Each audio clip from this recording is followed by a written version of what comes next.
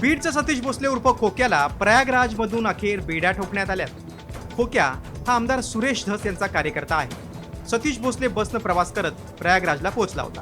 प्रयागराजवरून विमानानं पळून जाण्याच्या तयारीत असताना बीड आणि प्रयागराजच्या पोलिसांनी संयुक्त कारवाई करत विमानतळावरच खोक्याला अटक करण्यात आली। सतीश भोसले वापरत असलेला मोबाईल नंबर पोलिसांना मिळाला होता। पोलिसांनी कॉमस्कोर नुसार आता isakal.com आहे देशातील नंबर 1 ची मराठी न्यूज वेबसाईट। प्रत्येक अपडेटसाठी isakal.com ला नक्की भेट द्या। त्यावरून लोकेशन ट्रेस केलं आणि खोक्या अडकला। गुन्हा दाखल झाल्यापासून तो आरोपी फरार होता। त्याच्या मागे आमची टीम लागली होती। लोकल क्राईम ब्रांच आणि शिरूर पोलीस स्टेशनची टीम होती। एकटी मला त्याची लोकेशन प्रयागराजमध्ये भेटली। पोलिसनी चांगली आम्हाला सहकार्य केला आणि त्याला आम्ही अटक केलं। त्याला तिकडून इथे आणण्यासाठी ट्रान्झिट रिमांडची प्रोसिजर असते।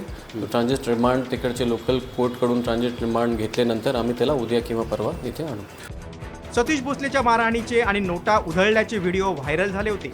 त्यानंतर त्याच्यावर गुन्हा दाखल करण्यात आला होता। अखेर त्याला जेरबंद करण्यात यश आलं।